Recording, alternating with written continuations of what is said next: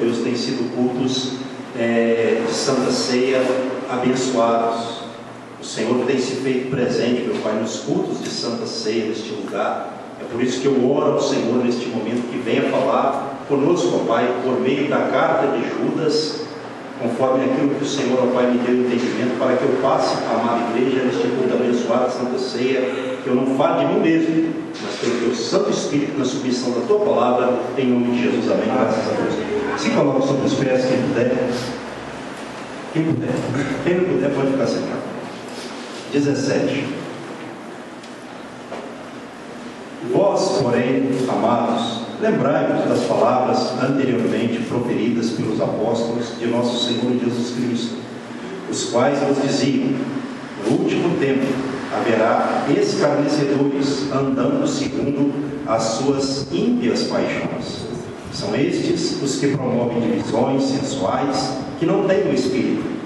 Vós, porém, amados, edificando-vos na vossa fé santíssima, orando no Espírito Santo, guardai-vos no amor de Deus, esperando a misericórdia de nosso Senhor Jesus Cristo para a vida eterna. E compadecei-vos de alguns que estão na dúvida. Salvai-os, arrebatando-os do fogo. Quanto a outros, sede também compassivos em temor, detestando até a roupa contaminada pela carne. Ora, aquele que é poderoso para vos guardar de tropeços e para vos apresentar com exultação, imaculados diante da sua glória, ao único Deus, nosso Salvador, mediante Jesus Cristo, Senhor nosso, glória, majestade, império e soberania, antes de todas as eras e agora e por todos os séculos. Amém. Podemos assentar. Amém. Irmãos, nós conhecemos essa carta de Judas, e como no verso 17 aqui está escrito: vós, porém, amados, lembrai-vos das palavras anteriormente proferidas pelos apóstolos de nosso Senhor Jesus Cristo. Não é? O que os apóstolos proferiram anteriormente? Eles falaram o que foi dito aqui, que nos últimos dias haveria pessoas, muitos zombadores, exatamente, homens, como está falando aqui, ó. E olha só, no verso 18, no último tempo. Esse último tempo é referente a que tempo? Principalmente ao nosso tempo.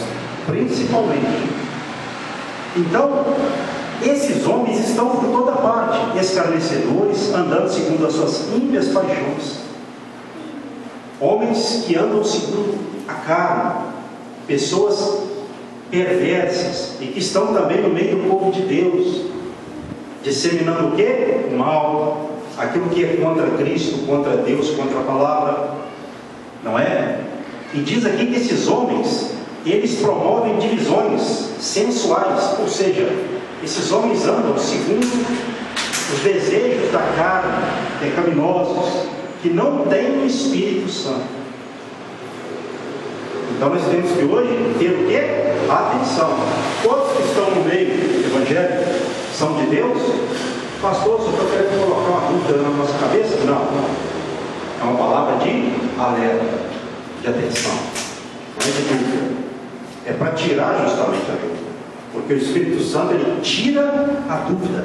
Como o irmão evangelista falou aqui no princípio. Quando a pessoa pede a Deus, o Espírito Santo dá discernimento. Amém. Ele não vai deixar a pessoa ali dividida entre dois pensamentos ou enganada por muito tempo. Não é verdade? Então, ele disse aqui, no verso 20 ainda, ó, vós, porém, amados, edificando-vos na vossa fé santíssima, orando no Espírito Santo, guardai-vos no amor de Deus, esperando a misericórdia de nosso Senhor Jesus Cristo para a vida eterna. Quando é que essa misericórdia vai se manifestar? Quando Cristo vier. Mas para isso, nós devemos estar edificando uns aos outros na nossa fé santíssima, orando no Espírito Santo. Então, um irmão tem que edificar o outro. Deus usa um irmão para a edificação do outro.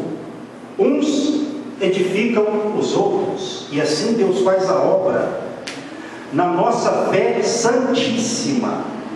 Então a irmandade tem que estar junta, os irmãos têm que estarem juntos. Aqui está falando de unidade. O Espírito Santo sempre trabalha promovendo o quê? Unidade, para que nós superemos essas coisas na nossa santíssima fé, porque a nossa fé ela é santa e santíssima. Temos que fazer isso com hombridade, com sinceridade, porque a fé que nos concede a salvação é uma só, é essa, a fé santíssima. Então nós precisamos de desenvolver essa fé no corpo de Cristo, orando no Espírito Santo, no fervor, no entusiasmo, no Espírito Santo, para que quando nós estivermos diante desses falsos profetas, nós possamos o quê? Repreendê-los, reconhecê-los.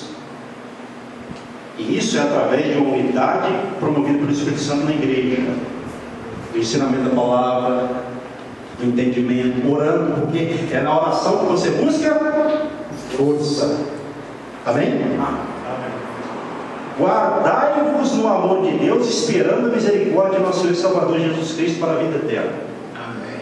Então, nós estamos fazendo isso porque esperamos Jesus Cristo em sua manifestação para a vida eterna.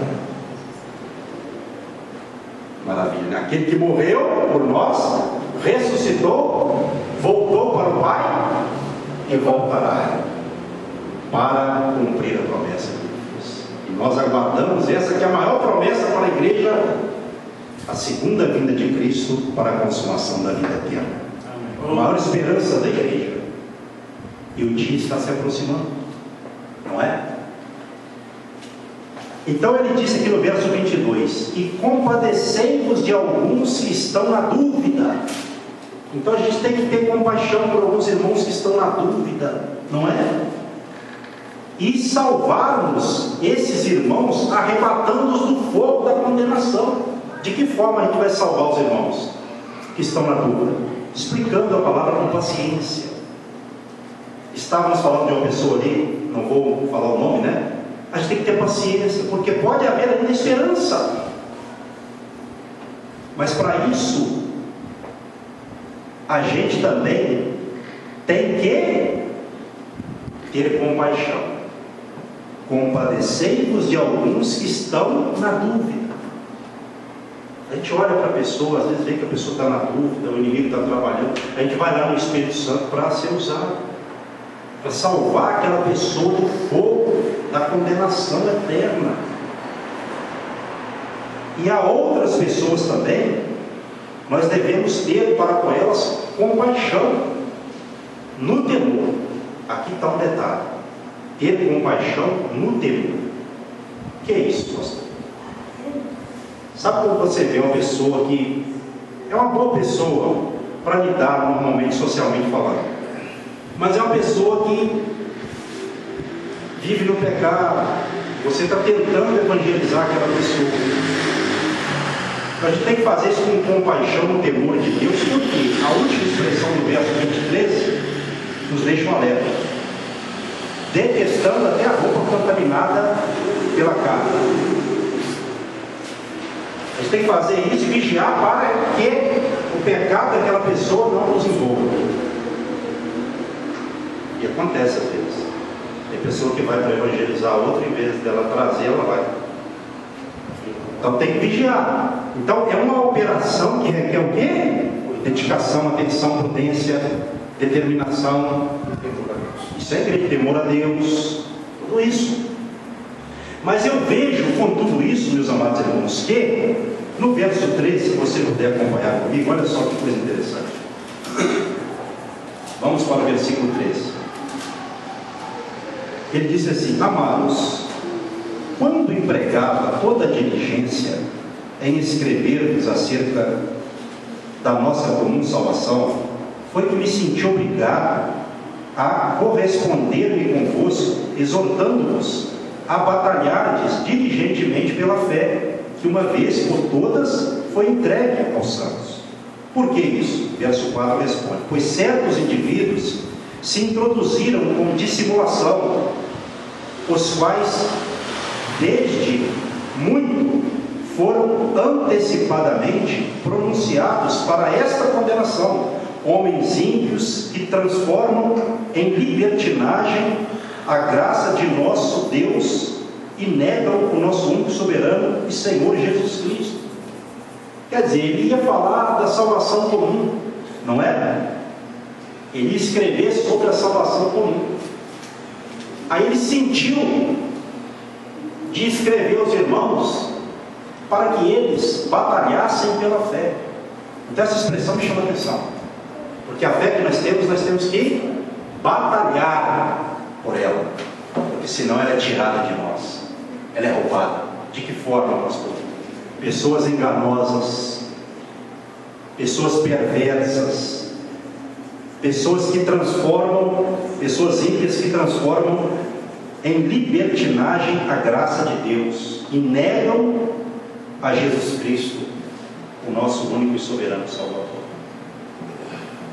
Nós estamos nesse tempo que ele mencionou aqui. E aí ele vai falando uma série de pessoas. Ele começa com aqueles que Deus libertou eles do Egito, para que eles entrassem em Canaã. Deus tirou eles do Egito para que eles fossem libertados rumo a Canaã. Aí os que não creram morreram, porque não creram no que Deus fez. Então a gente tem que crer. Tem muitas pessoas que são libertadas, irmãos, mas no processo, na caminhada, elas perdem a fé, acabam não crendo, e às vezes até entram em contradição, combatem o que Deus falou, como esses homens fizeram. Eles se colocaram, se posicionaram contra Deus no deserto, contra Moisés, contra Arão, e morreram no deserto porque se rebelaram contra Deus. A gente tem que crer. Jesus Cristo nos libertou, então a gente tem que a cada dia alimentar essa libertação. A gente tem que crer até o final. Ser fiel até a morte, dar-te-ei a coroa da vida. Nós temos que ser fiel até a morte, porque vem pessoa para tirar a gente do caminho. O diabo, ele levanta pessoas, ele envia pessoa para tirar a gente do caminho.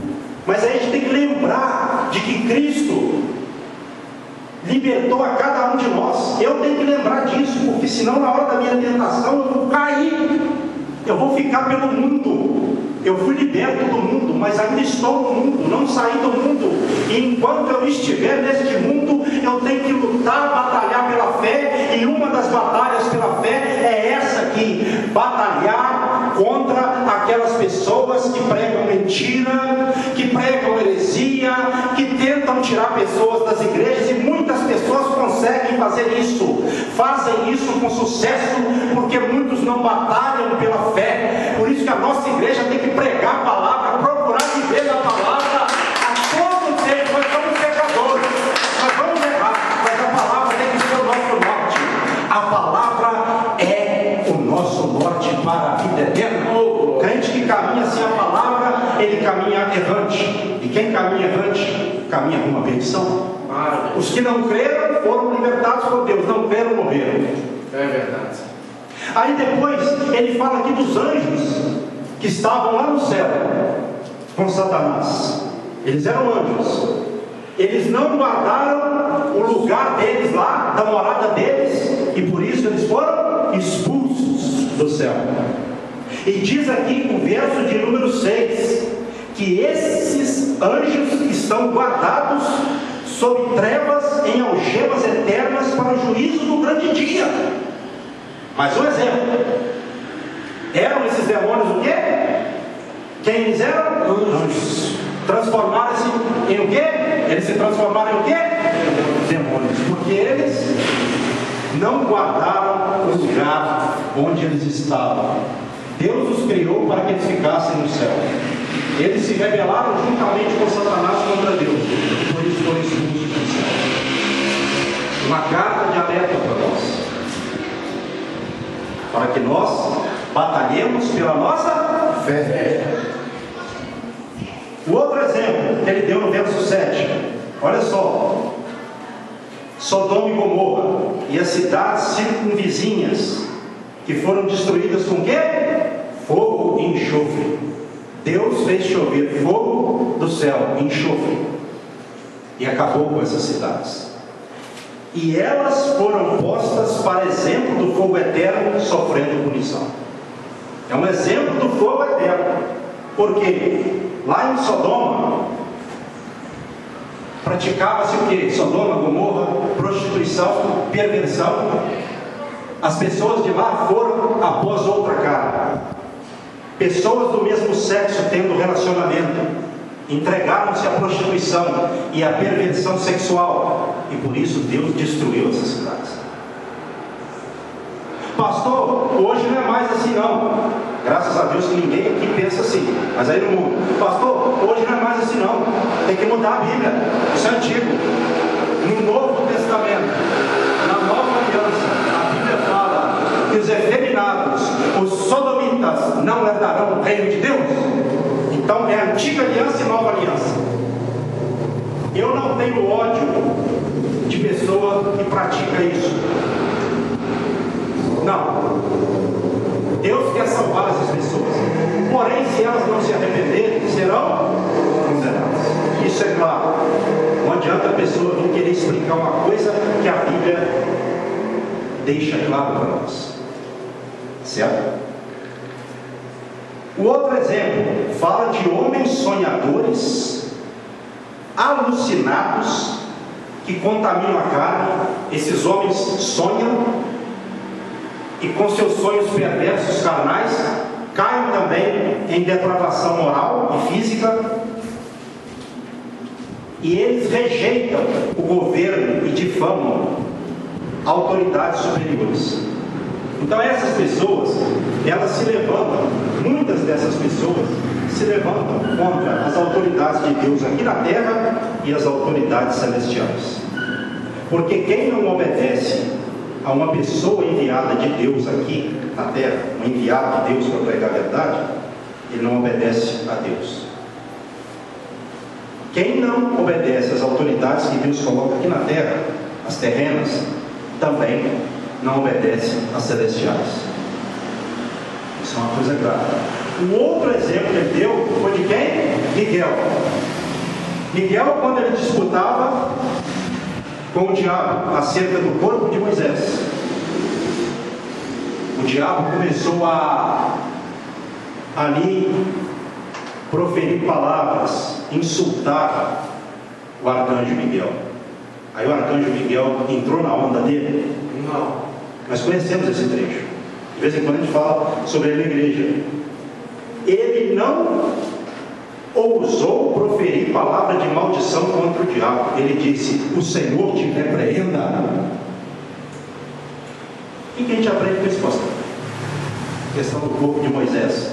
O corpo de Moisés ninguém achou. Por quê? Porque quem escondeu foi Deus. O que Deus esconde ninguém acha, e o que Deus acha é o que foi escondido. O que de Deus não pode se esconder nada. Aleluia! Então ele acha tudo escondido, e o que ele esconde ninguém acha. O diabo ficou doido para pegar o corpo de Moisés. Miguel disputou com ele. Ele perdeu, porque de Deus ninguém ganha. Miguel era de Deus, o arcanjo. E aí o diabo começou a insultar Miguel. Miguel disse a ele: o Senhor te repreenda. Quando o diabo envia alguém para começar, ele envia, tá? A te tentar, para você sair da graça, para você perder a bênção, fala assim para a pessoa: olha, eu vou te entregar na mão de Deus. Eu não sei o que eu devo fazer com você, mas Deus sabe. Vou te entregar na mão de Deus. O Senhor vai te repreender. Vou deixar para Deus te repreender, não vou te repreender. A gente aprende com a Bíblia. Não é verdade? E aqui ele fala também de homens que são difamadores. Homens que, por não entenderem as coisas, eles difamam, falam mentiras contra.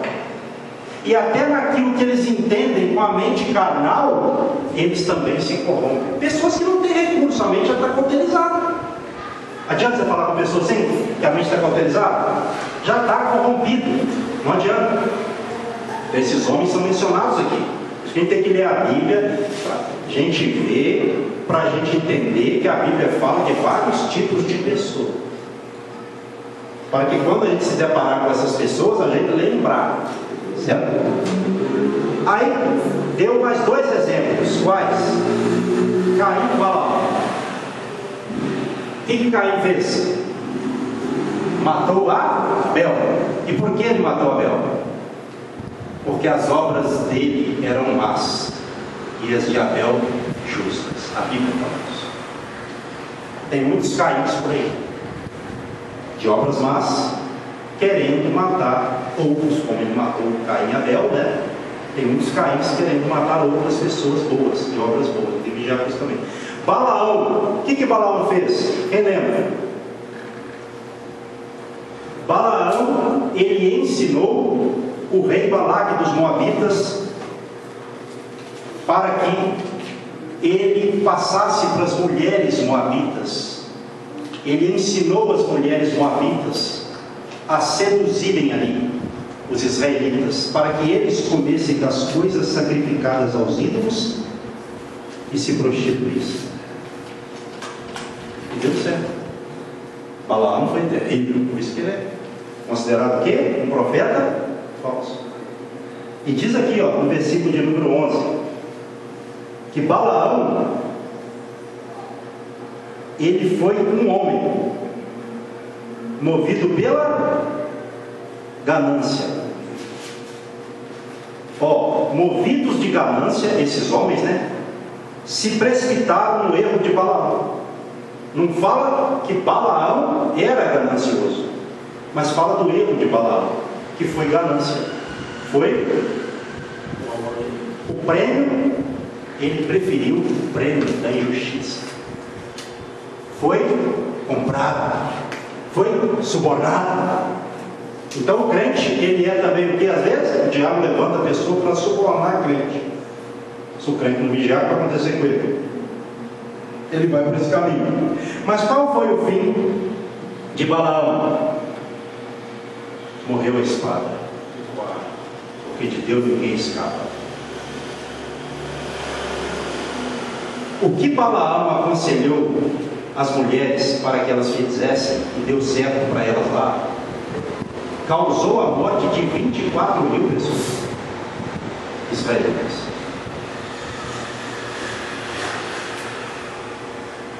Morreram 24 mil pessoas da praga. Parece que todas eram realmente israelitas, né? Olha só o que um conselho errado às vezes faz. O estrago que uma pessoa do diabo faz. Mas a hora dele chegou, porque ninguém se levanta contra o povo de Deus e fica impune. Ele morreu à espada, porque ele se levantou contra Deus. Naquela hora ali, Deus não fez nada com Balaão, naquele momento, mas a hora dele chegou e ele foi morto. Porque se levantar contra Deus é se levantar para cair. O outro aqui é Corá. Corá se rebelou contra Moisés, contra Arão, consequentemente contra Deus. Não estava respeitando ali o sacerdócio de Arão. Ele queria fazer o ofício também, tomar na marra. Não adianta querer tomar a obra de Deus na marra. Cada um tem seu chamado. O que aconteceu com Corá e com as pessoas que se envolveram na rebelião de Corá contra Deus e contra Moisés, Arão? A terra abriu a boca, eles foram engolidos vivos porque eles se levantaram contra Deus. Homem de Deus, a gente não pode se levantar contra ele. Se é de Deus, não é porque ele é melhor do que ninguém, não. É porque Deus o levantou.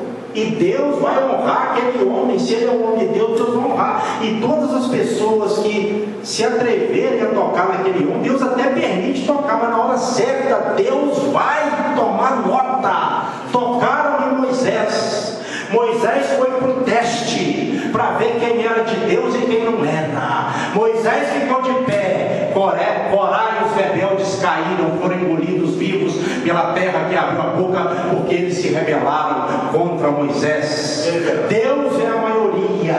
Nós estamos com Deus. Se nós estamos com Deus, azar de quem se levantar contra nós, mas nós temos que permanecer com Deus. Nós não podemos sair do propósito de Deus. Quem está com Deus, Deus vai manter ele de pé diante dos inimigos e dos adversários, para que Satanás seja repreendido e os homens de Deus sejam honrados por Deus. Moisés honrou a Deus. Deus honrou Moisés. Pastor, mas Moisés ele não entrou na terra prometida. Isso aí é uma outra questão. Qualquer dia desse eu quero pregar sobre Moisés. Uma mensagem que outro dia Deus me deu. E vocês verão, mas para outro dia, não é? Então, qual foi o fim de Corá e dos rebeldes? A terra abriu a boca e os engoliu vivos. Eles desceram vivos e morreram. Não é? E aí fala também de homens que são como rochas submersas. Homens que penetram no meio do povo de Deus para corromper o povo de Deus. Verso 12, se você quiser acompanhar. Homens sem recado, homens que não têm moral, pastores que apacentam a si mesmos, nuvens impelidas pelo vento, sem água, árvores que na estação de dar fruto, elas não dão, porque estão mortas, arrancadas pela raiz. São como as ondas bravas do mar, que espumam as suas sujeiras, as suas vergonhas. Não é? Como fala aqui o versículo de número 13. Estrelas errantes, para as quais tem sido guardada a negridão das trevas para sempre. Está cheio de estrelas errantes por aí. Nuvens sem água, evangelista. Árvores que na estação de dar fruto não dão, porque estão mortas, arrancadas pela raiz. A gente tem que vigiar com isso. Por que ele usa essa linguagem aqui? Para falar de pessoas perversas no meio. Homens que estão no meio do povo de Deus, para corromper o povo de Deus, enganar o povo de Deus. Vamos vigiar isso. Aí ele fala também aqui agora de Enoque, o sétimo depois de Adão, que profetizou que, olha só como está no verso 14, ele profetizou que o Senhor viria. Eis que veio o Senhor entre suas santas míriades, para exercer juízo contra todos e para fazer convictos todos os ímpios acerca de todas as obras ímpias que impiamente praticaram, e acerca de todas as palavras insolentes que ímpios pecadores proferiram contra ele. Os tais são murmuradores, são descontentes, ou isso mesmo. Ia falar desobedientes, mas é descontentes mesmo. Andando segundo as suas paixões, verso 16. A sua boca vive espalhando grandes arrogâncias. São aduladores dos outros por motivos interesseiros. Então Enoque, ele profetizou que o Senhor viria com seus milhares de santos. Isso, muitos anjos para julgar esses homens profanos, desobedientes. Olha só, Enoque já havia profetizado isso. Enoque lá, o que aconteceu com Enoque? Quem lembra? Enoque foi o quê? Arrebatado. Não é? Então esse Enoque, ele profetizou acerca desses homens, que esses homens, eles seriam julgados pelo Senhor. E a Bíblia fala que o Senhor virá, ou não? Jesus ele virá, ou não, para julgar esses homens. Então isso já está profetizado. Mas Meus irmãos, agora nós vamos partir para o final. Diz aqui o versículo de número 24, vamos acompanhar os dois últimos versículos. Ora, aquele que é poderoso para guardar de tropeços, para nos guardar, né? De tropeços e para nos apresentar, estou colocando aqui como nós, né? A palavra para nós, com exultação, com alegria, imaculados, sem pecados, né? Diante da sua glória, ao único Deus, nosso Salvador, mediante Jesus Cristo, Senhor nosso. Glória. O que significa glória aqui? Louvor a Deus. Majestade, grandeza, império e soberania, poder e autoridade. A Ele todas essas coisas, antes de todas as eras, e agora e por todos os séculos. Amém. Glória a Deus. Isso, né? Então vamos vigiar para que nós não sejamos levados por esses homens perversos que pregam rebeldia contra. Vou pedir ao irmão Gelson que esteja aqui à frente, por favor. E o evangelista Francisco. Vamos orar apresentando.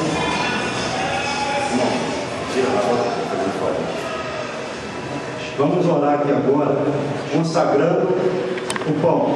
Essa oração é para a consagração do pão e do vinho. Amém? Então vamos orar neste momento, todos juntos. O irmão Gelson esteja aqui também. E põe as suas mãos aqui em direção à frente da igreja. Dirija suas mãos para a frente da igreja. Pai, nós apresentamos esses elementos ao Senhor, o pão e o vinho, consagramos a Ti, para que a partir deste momento, eles, ó Pai, consagrados ao Senhor, eles sendo consumidos por nós, seja o consumo do pão que simboliza o corpo de Cristo e do vinho que simboliza o sangue, para a nossa salvação, em nome de Jesus. Amém. Graças a Deus. Amém. O Gelson vai estar distribuindo o vinho, por favor, e o evangelista Francisco o pão. Amém? Se você já é uma pessoa batizada, pode pegar o seu pão, o seu vinho, tá? O seu cálice de vinho, o seu pão, e ceiar, em nome de Jesus. Amém?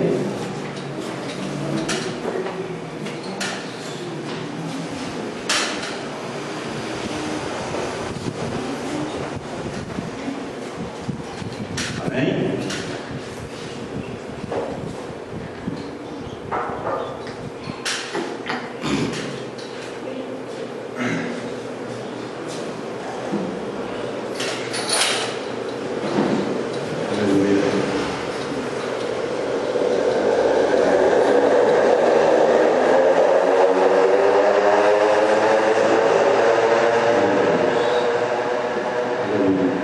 Pode fazer a oração que ele está com pão e com cálice de vinho. Pai, neste momento nós elevamos a nossa mente ao Senhor, meu Deus, e por meio, meu Pai, da oração pela fé, nós cremos no poder do nome de Jesus Cristo, que nós estamos sendo perdoados, purificados de todos os nossos pecados nesta noite, para, meu Pai, a salvação da nossa alma. Para, meu Pai, nós fazendo isso, aguardarmos a vinda de nosso Senhor Jesus Cristo, porque nós fazemos isso em memória dele, como ele mesmo disse: fazei isso em memória de mim, e isso, meu Pai, até que ele venha. Então, quem ceia, meu Deus, nós entendemos que está aguardando a salvação, o arrebatamento, a segunda vinda de Cristo. Ó Deus e Pai, dos nossos pecados, até mesmo daqueles pecados que nós, porventura, nos esquecemos, ó Pai, talvez, que o Senhor perdoe-nos, ó Pai, atos, palavras, pensamentos. Ó Deus e Pai, tenha misericórdia, para que o inimigo não tenha nada contra a nossa vida, não possa nos acusar, ó Pai, com legitimidade, porque toda acusação feita contra cristão que ceia, ela cai por terra. E nesta noite, toda oração feita contra a nossa vida, meu Pai, que ela caia por terra, em nome de Jesus Cristo. Toda obra, meu Pai, feita contra a nossa vida, que caia por terra, em nome de Jesus Cristo. Porque tem pessoas que oram contra nós, ó Pai. Tem pessoas que querem ver o nosso mal, proferem palavras contra a nossa vida, mas Deus, que caia por terra toda ação do diabo de pessoas contra a nossa vida, por meio da oração pela fé feita no nome de Jesus Cristo e por meio do ato, meu Pai, da ceia. E cada um agora, meu Pai, estará ceando para o perdão e consequente salvação.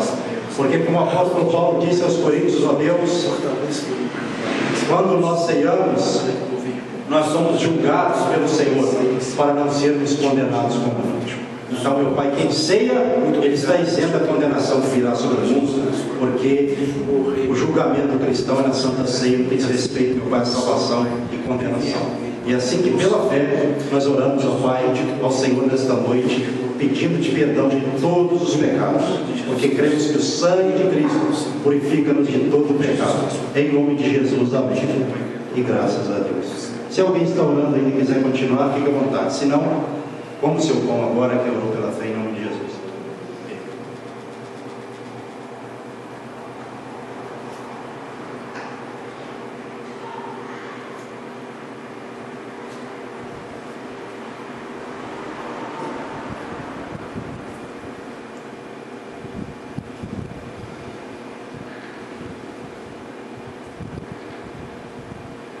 Aleluia. Quem acabou de comer pode erguer um pouquinho o cálice e dizer assim: Senhor meu Deus, por meio deste cálice divino, que simboliza o sangue de Cristo, eu renovo a minha aliança com o Senhor e com cada irmão da amada igreja. Senhor, o pão que simboliza o corpo de Cristo, que já foi consagrado ao Senhor, juntamente com o vinho, eu já comi, e agora beberei do cálice, em nome de Jesus. Eu dou fé, bebo do cálice em nome de Jesus.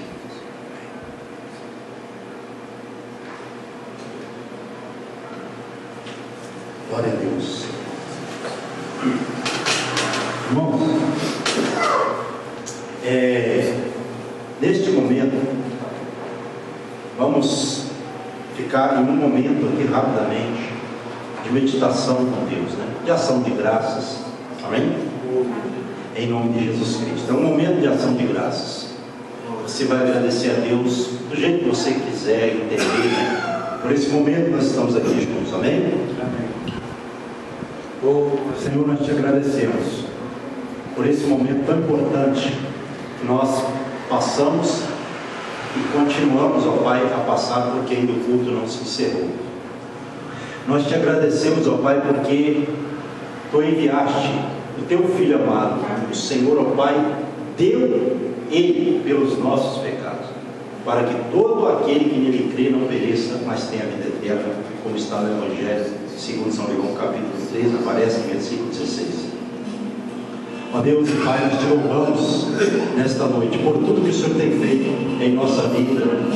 Ó Pai, pela purificação dos pecados, porque, ó Pai, o Senhor nos separou para servir ao Senhor e adorar ao Senhor. É por isso que nesta noite, meu Pai, de todo o nosso coração, nós confessamos o nosso pecado, bem, cada um confessou de todo o coração, e é por isso, meu Deus, que nós te agradecemos de todo o nosso coração, em nome de Jesus Cristo, amém, e graças a Deus, amém?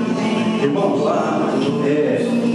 eu esqueci de dar a palavra da oferta hoje, amém? Então, caso algum irmão tenha trazido a sua contribuição, pode colocar no gasofilácio ali, caso você tenha trazido, tá bom? A sua oferta, pode colocar no gasofilácio ali, em nome de Jesus Cristo, amém?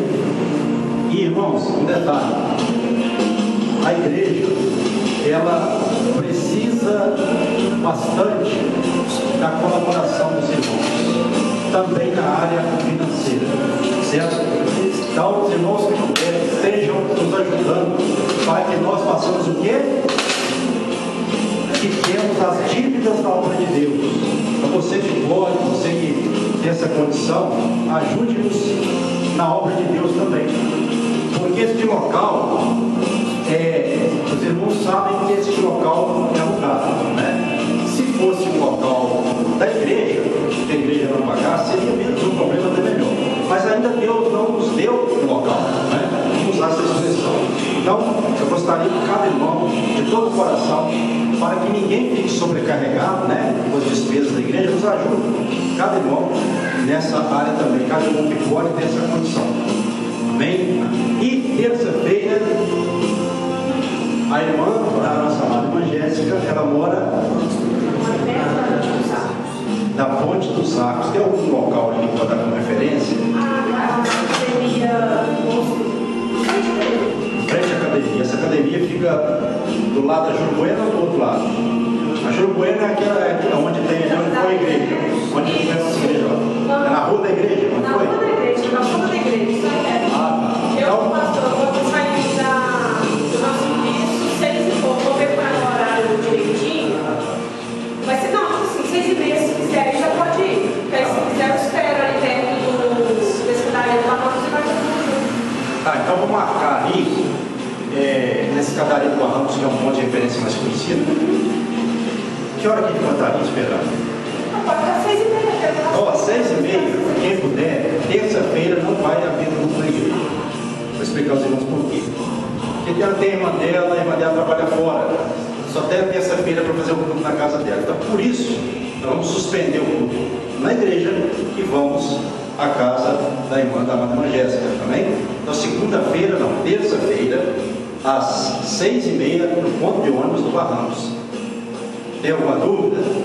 Amém? Alguém aqui já pode levantar a mão e falar que vai, só para a gente saber quantas pessoas vão. Eu vou, ele vai. Minha esposa vai. Pedir perdão aos irmãos, mas eu vou viajar. Não, o evangelista a gente sabe que ele vai estar viajando. Tem mais alguma? A irmã Dulce vai poder ir, irmã Dulce? Nós estamos aqui. No Barracos, ali, você sabe onde é o Barracos? Pois é, ali 6h30, tem que estar ali.